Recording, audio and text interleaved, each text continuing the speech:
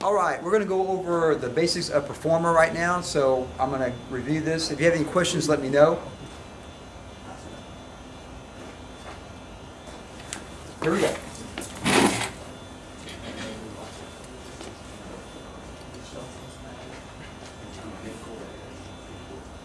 Just all pay attention, please. First off, when we open a Performer, we got the stop button, the rewind, the play, the pause, the record button. This is the measure, this is the part of the measure. I'm sorry, this is the measure, this is the beat, and this is the part of the beat. Does anyone remember how many clicks we have per quarter note in Performer? How many subdivisions do we have for a quarter note?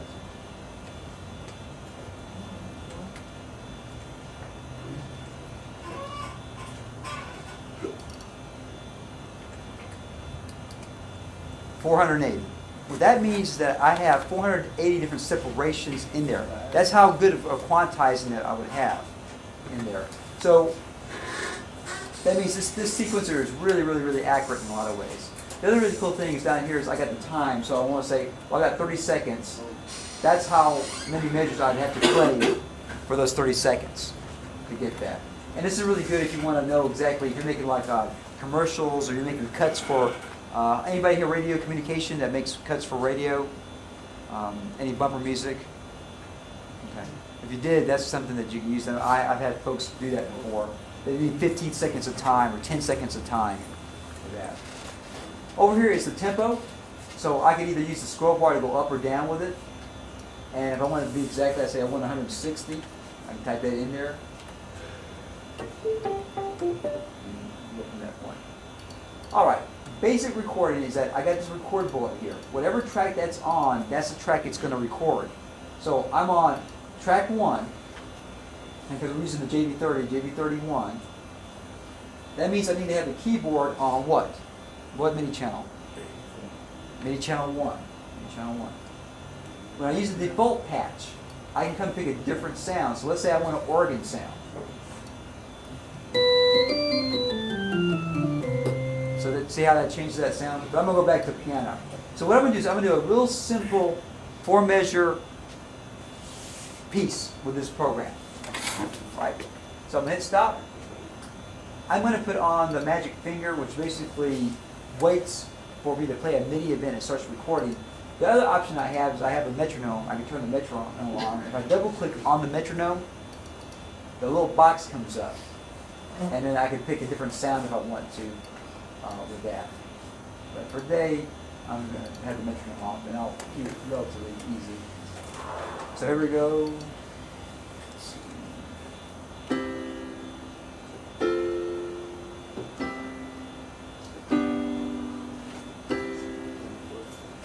So real simple chords. And if I hit play, it's going to play back.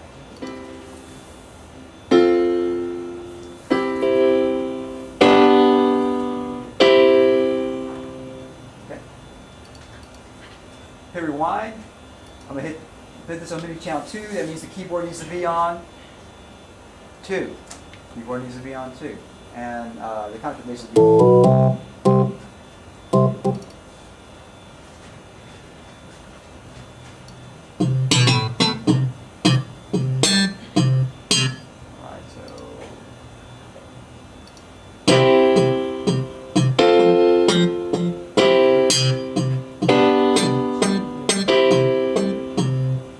I got ears. I know it's not that good. That's okay.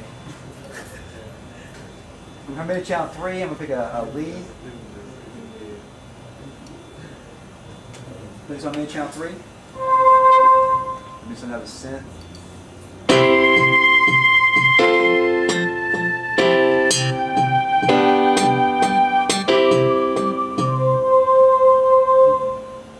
What I can do is, because the bass is a little bit off, let me go through and I'll quantize that. So I'm going to highlight that track.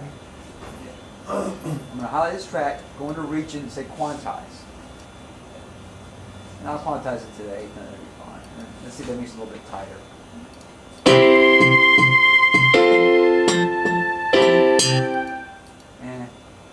Or I can highlight it, just record it again.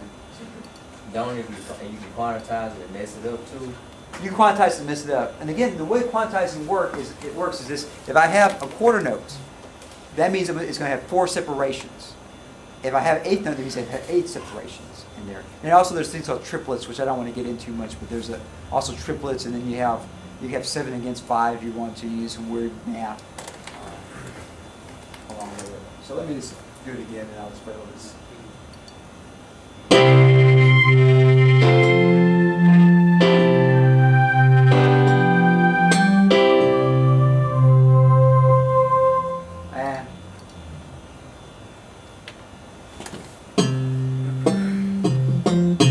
There's the sound all right. Let me change the sound to something else.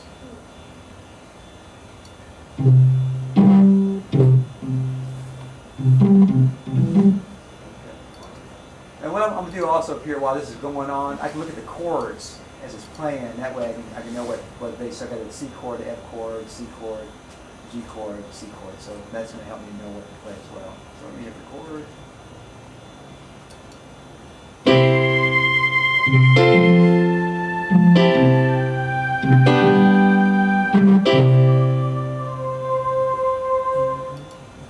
So that's handy if you read music, as you can pull up a track. From that? Pardon? Can you edit it from the? Yes, sir, you can. If I want to, I can click on that track right there. So you take out the rest. I should be able to erase it, get rid of the rest and whatnot. I know you can do this for sure. Let's say I want to add another note. I got it in the chord that way if I want to.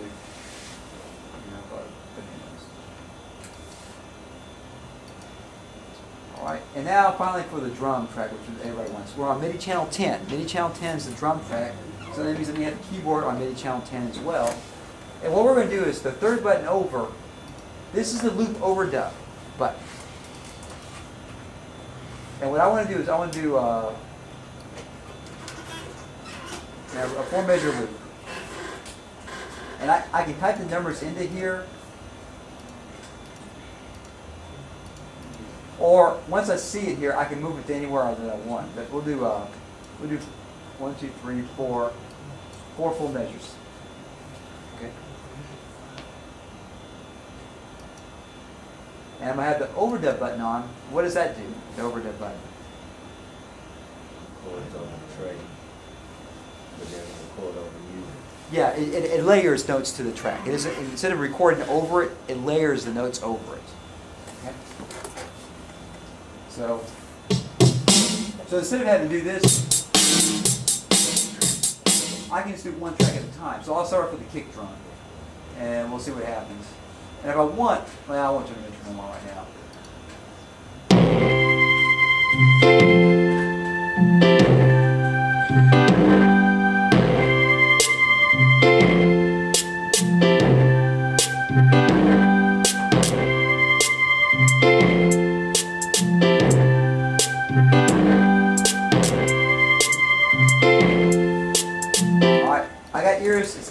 I know it's not that good. Let me use the miracle of quantizing and see if I can make it better. I'm going to highlight it, come under quantize, and then quantize it to, what do you think? 16th note? 8th note? Let's see how that sounds. And what I can do to solo this, I can turn off these 3 tracks by this little blue area up here. And that way I'm only going to hear.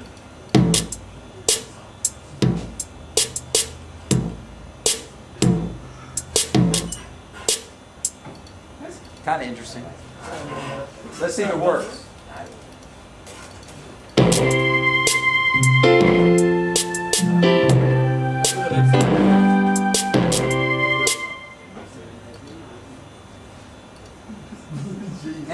It's alright. For right now, it's going to work.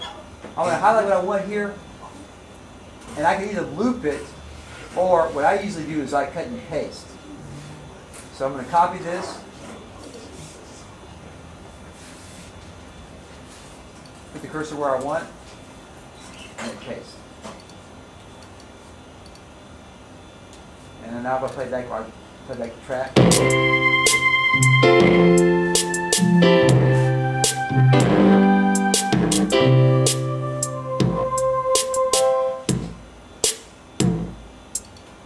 Just for fun, let me get rid of all this junk up here. And since I got a beat that sounds okay. Yes, sir. Wouldn't it be just easy just to be doing instead of trying to quantify? It depends on it depends on what it is. It depends on what it is. For some people, yeah, I think that would be the best option. Is go ahead and record over it again. If it's something that's a little bit off, and again, the way quantizing works. Let's say I have eighth notes. Well, if it's 50% and less, it's going to go to the previous one. If it's 50% over, it's going to go to the next one, depending on where it's close to that eight cuts of the measure. So depending on how good you are, you can do that really well or not. Let's see what I can come up with. I got a decent bass. I got a decent drum. It's not the greatest in the world, but it'll work for right now. And let's see if I can come up with a cool bass. Change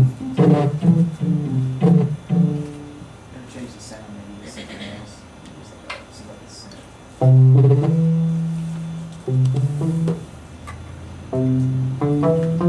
Kind of use like a retro type thing.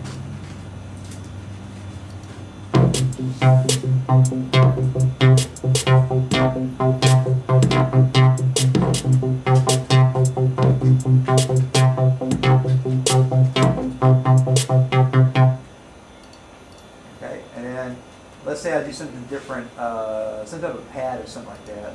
I guess I'll use a one pad. All right, let's see what I come up with.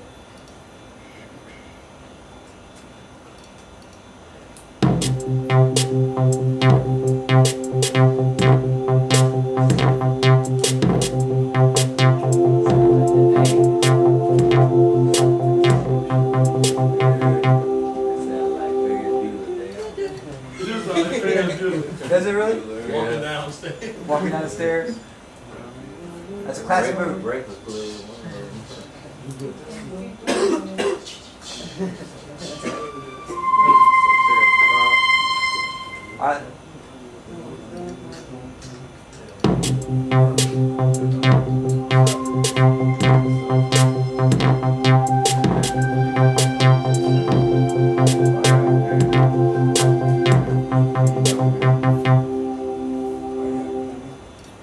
I'm better at making some electronic type of stuff like this, ambiance type stuff. Like this, you could potentially use that for like a commercial or some type of soundtrack type thing, and that's usually what I'm into more so. So there it is. There it is. Now let's talk about editing a little bit. Let's say I made some mistakes. Well, what I can do is I'm going to click on this track right here. The third button over here. There's tracks. This is the way that we used to input notes back in the olden days. All this stuff I had to manually input by hand.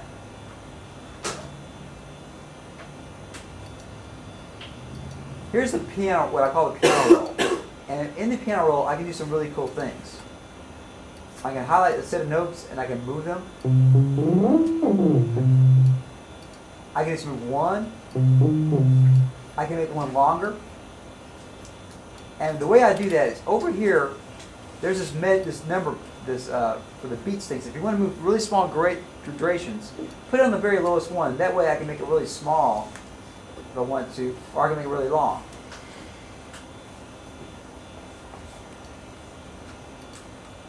So this really works cool on certain things. Let me do it in the percussion track. Because let's say I want to change this hi-hat a little bit. Let's say right here.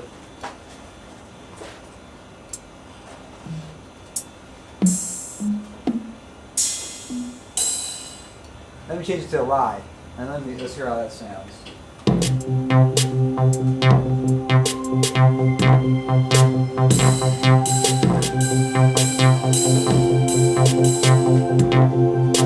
That doesn't sound necessarily that good there. But that's the way that you go to and tweak the sounds. And the way I did that was I went through and I just highlighted what I want in this track here. Now, as we talked about before, do they usually keep the same beat for the whole time in a song?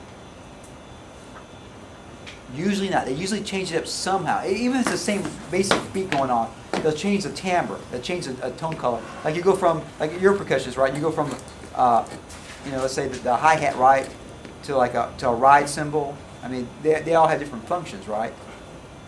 You know. And then sometimes you might go to a tom as a, I won't call it, I guess a turnaround in some ways. And the next time you use I don't know, something else to turn around the next time. And the whole thing about writing percussion is this. Remember, how many limbs does a percussionist, does a drummer have? 4. So how many things should you write if you're writing for a drummer? No more than 4, right?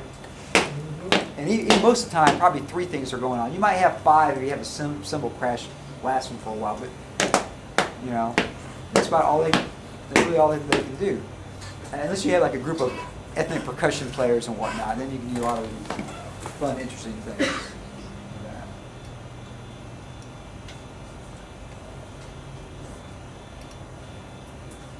This area right here, this is where the notes are at. This is really good if you if you have to make a lead sheet really quick. It's kind of nice that you have that be the option, so because you can go here and just print that out if you needed to. And you put a title on here and page number and whatnot. You can input notes on here. And there's a few functions. I won't go into it too much because it's really, we don't really use it a great deal. But if you wanted to, there's some functions under here that you can go through and do some things. And you can move things around and whatnot.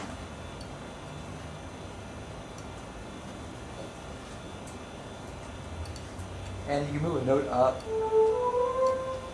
So if you wanted to change the pitch, and you can input pitches on here.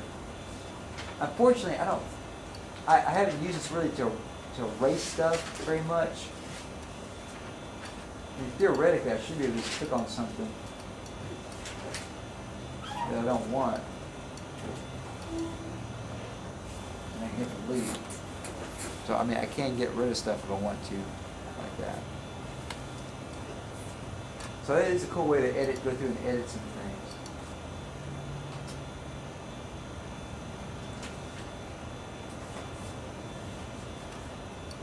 Let me show you this also. Under the Windows, I have a mixing board, and I can come through here and mix the tracks that I want to have. If I want to. So I'd say, well, you know, I want to have this pan over here, and I want to have this over here, and I want this to be dead center. And the drums are too loud, so I'm going to pull them down a bit. And now if I listen to it.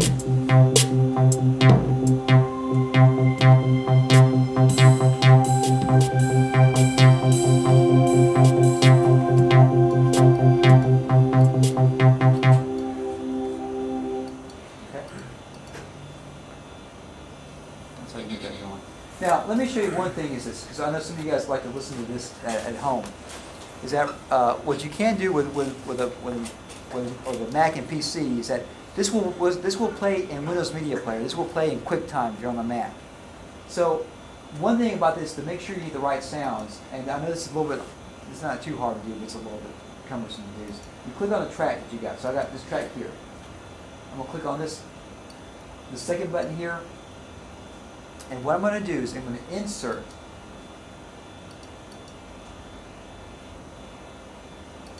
use the I over here. I'm going to insert patch change.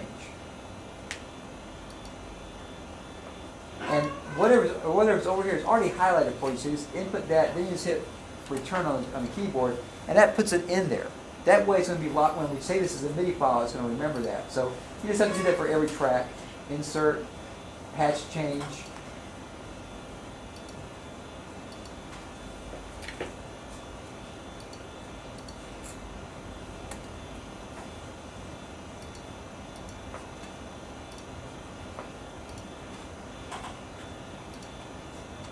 Insert, patch change.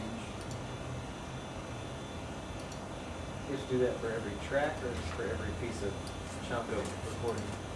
Every track. You have to do that for each track. And on here, this is drums. It should be default. But I'll do it anyways.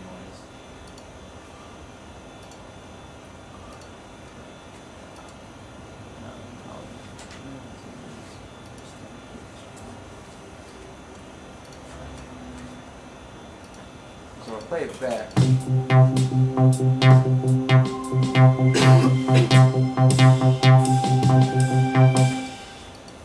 Just for fun, I'm going to do this and show you this. let me go under this area right here. It's called Multirecord. And I'm going to multi-record all the tracks that I have. I'm going to go back to the mixer.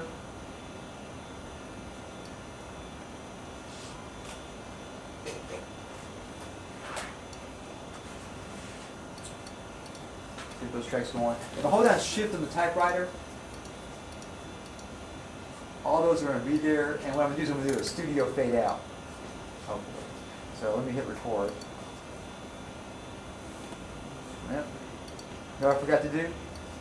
I had the overdub button on. I mean, I need to record. I had the overdub button on. Hit record.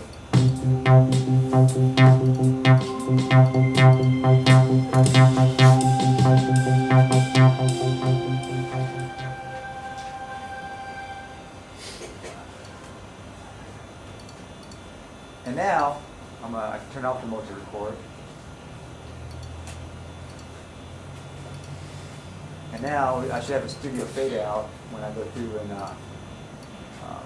play that piece back.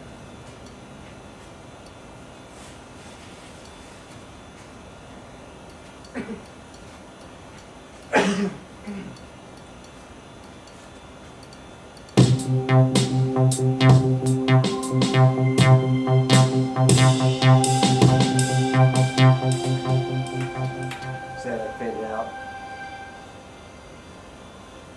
Alright, so let's say this track was good enough that we're going to do something with it now. I'll save it at first as a performer document, I'll call it. What I like doing is using dates. That way I can remember when I worked on something.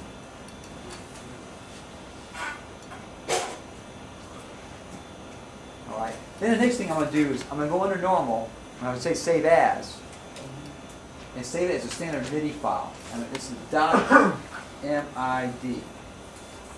You have to type in that extension. That way on PC and Mac it's going to know what it is. And you can't use normal, you have to use a standard MIDI file.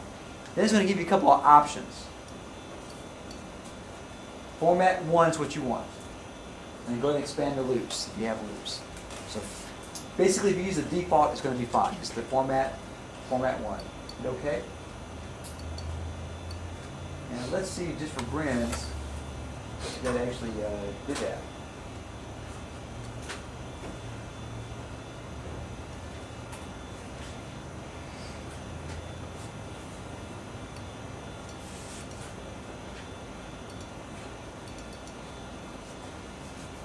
So here's the MIDI track right here. Let me see if I can open it up in QuickTime. So I'm no longer going to use the sounds that are from the keyboard. I'm using the sounds that are from the computer. See how it sounds a little bit different?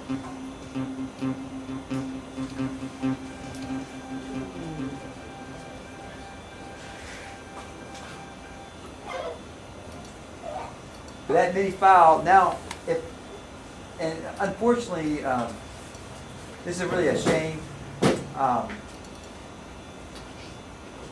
The older versions of iTunes would actually convert this, take a MIDI file, and will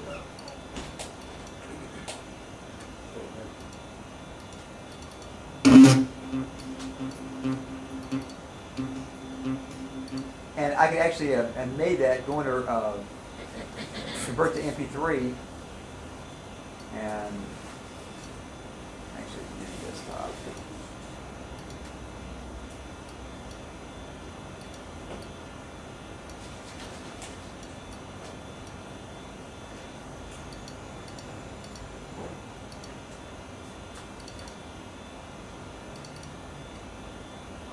And it would convert to an MP3. Then I could take that MP3 and make a CD and run a CD from that.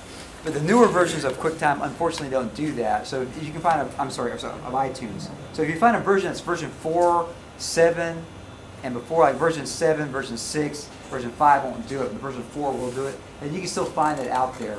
That was my quick way of making an MP3 file into a